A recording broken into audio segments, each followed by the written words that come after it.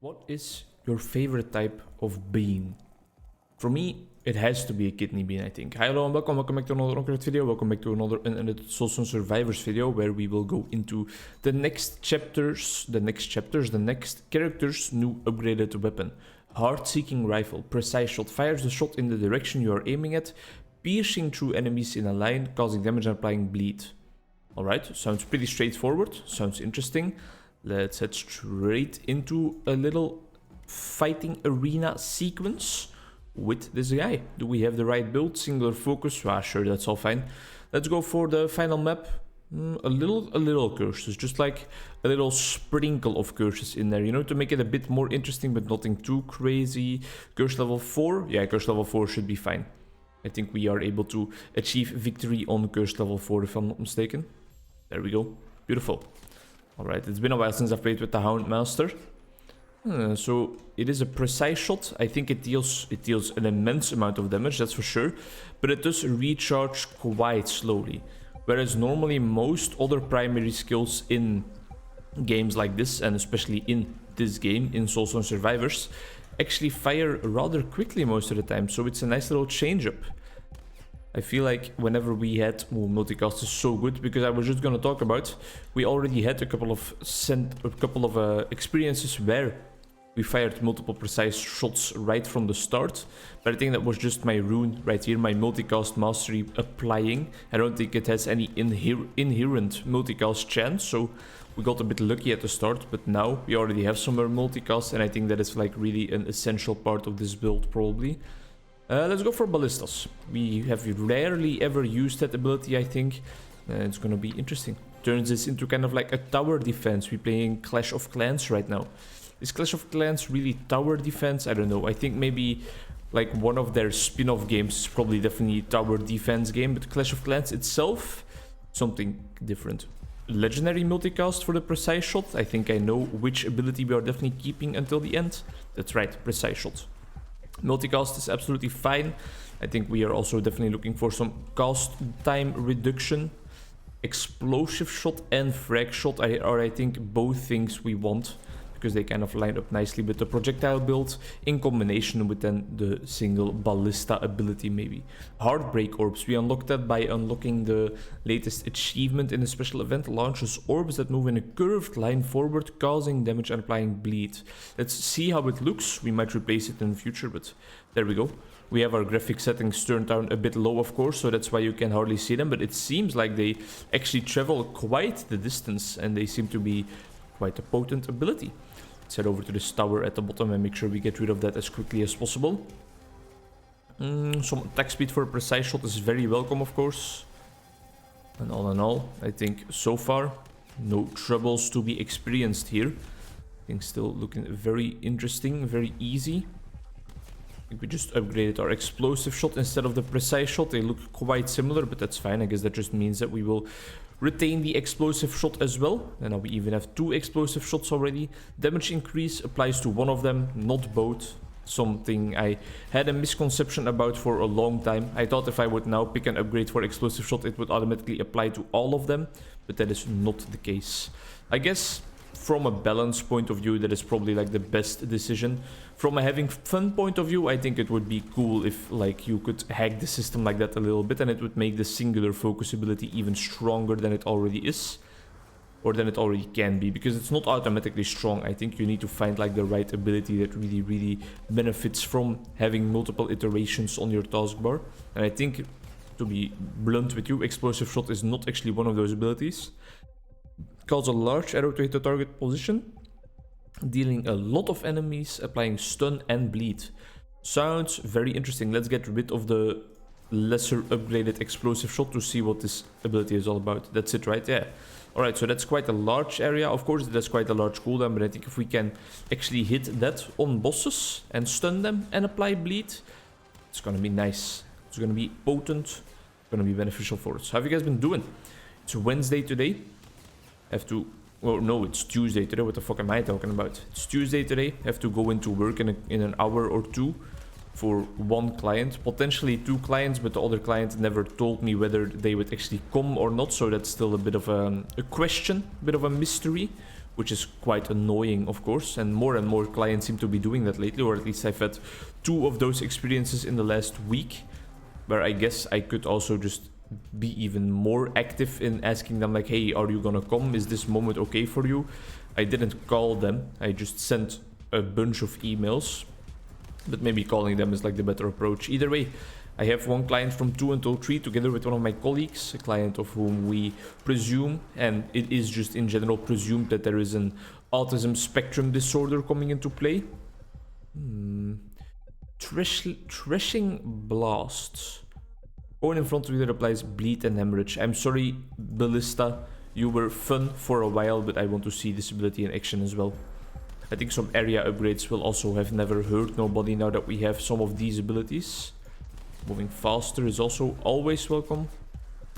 And yeah, we think, or it is thought, that she has autism spectrum disorder, developmental disorder, characterized by being a bit awkward and maladapted or poorly adapted in social situations, not being able to read social cues all that well, having difficulty with irony, sarcasm, signals, things like that, non-verbal communication, unspoken communication in general, and also having repetitive behavioral interests or very niche interests that go then very far. Like, for example, the classic person very much interested into the computers or stuff and really like not being able to talk about anything else regardless of the people he or she is talking to. Area of effect for missiles or for frontal. This is strictly better because it includes the threshing blast. Applying bleed whenever we apply weakness is very welcome. And here we go, the next set of lords. It is an appointment with that client I'm looking forward to, because I have it together with one of my colleagues whom I want to learn more about, because I think she is a very skilled psychologist. She has been in the field a couple more years than me already, so I think I can definitely learn a lot from her, especially when it comes to developmental disorders like autism and ADHD, attention deficit and hyperactivity disorder. Both things that I've studied a bit, that I've learned some things about, but mostly in the topics or in the field of children, because that's where they are mostly diagnosed, but adults can also still very much be diagnosed with both of those disorders. So that's why we should, I think, have a bit more attention to when those types of disorders actually happen in adult life, or only get tracked down in adult life, to see how we can help those people in the best manner. And therefore I think I can learn a lot from this little client, this little trajectory, this little process we are going through together. And I'm looking forward to every second of it. Later in the evening, might have a study coaching session, might not have, don't know, client never responded, so it's gonna be a very chill day today, and it's actually a very chill week, which is nice. It's fun to have like a little chill week now and again, but then again, for the monetary side of things, for the funding of my life, it's a bit less nice, of course, because I need to earn some money. Sadly but surely, it is the truth. Even though I am at 220 subscribers at the point of making this video, which is a mind-boggling amount, absolutely crazy. It's not enough to pay the bills, sadly enough. So, well, as I have said multiple times already, I don't make any money so far from this YouTube journey, so it's never going to be enough to pay the bills at this rate. In the future, who knows? Who knows, who knows? Maybe if it does pay the bills, I can invest more time into making higher quality videos instead of just uploading unedited Soulstone Survivors bullshit for 78 episodes straight. I think this is like 77 or 78, something like that. I'm still loving the game though. And there are still new updates to be found. We still have a bunch of weapons to explore in this update, and then we just have to wait for the next update, and we will probably come back to the game. Will we continue on uploading daily videos in it after we reach the 100 episode mark? No, I don't think so. Not necessarily because I have grown tired of the game, but because I think I need to make sure that my mind realizes like, alright, you set this goal. It was quite a hard goal to reach 100 episodes. You have reached it now. That's okay. That's good. You don't have to do any more. You have reached the thing you set out to do, and that's amazing. That's insane. You can be proud of that. And I think that that will be a clearer message to my mind and my conscious and unconscious cognitive processes if I then quit uploading the episodes for a while at least. And I will probably go into another game and upload unedited videos of that every single day, Because if I would, I have been thinking about this as well lately, just leaving all my videos unedited. I am more of a bulk content creator, more focused on quantity than quality most of the times, and unless I'm doing book reviews or book reports or in-depth psychological videos. But when I'm playing games, I just want to upload a lot of videos, and I don't necessarily have to all be of the best life-changing, life-altering experience quality, you know? Sometimes it can just be a video of me rambling on for 30 minutes without actually saying anything substantial. But Onkruid, isn't that every single Soulstone Survivors video we've uploaded so far? Haha, yeah, very funny. Very funny. Very funny indeed. Mr. Funny Guy, Mr. Funny Man, huh? Harming people's self-esteem. That's exactly what I'm just doing to myself, because I am both parts of this conversation, but you get the joke. I think you get the comedic intent I am going for. Hope so, at least.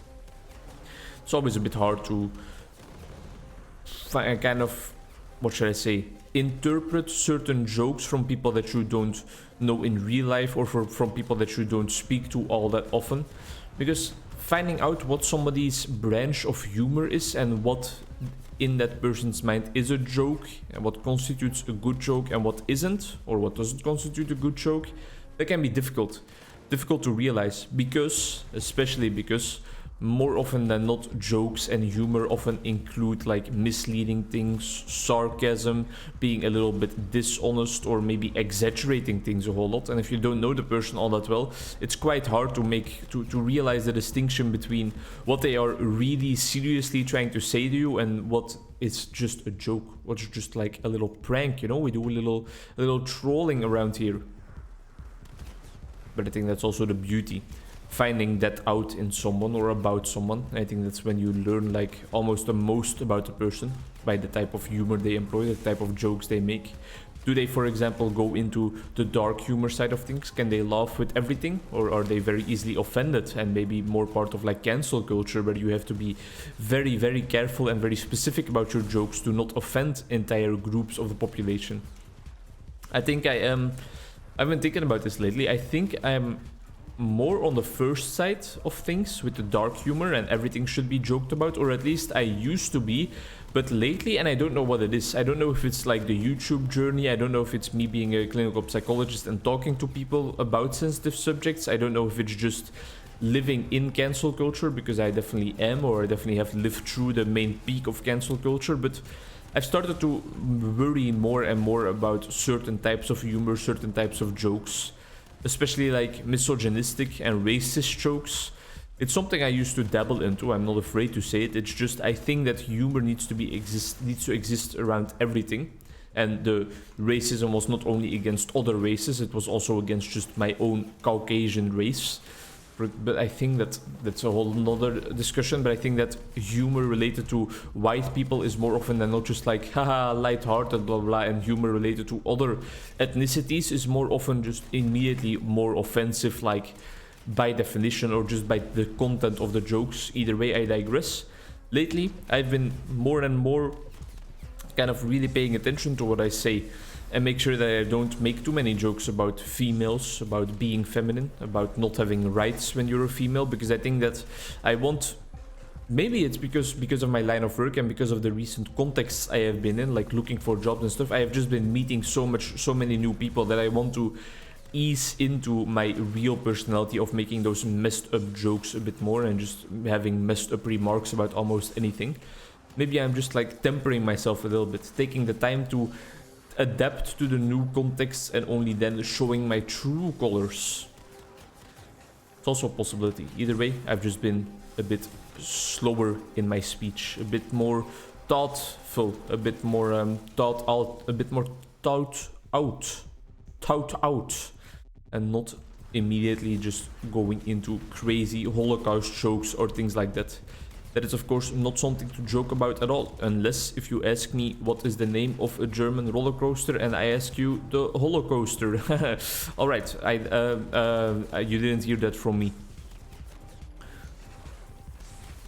I don't know what it is, you know? I don't know what influenced me to become this way, but I hope that I kind of regress a little bit or progress.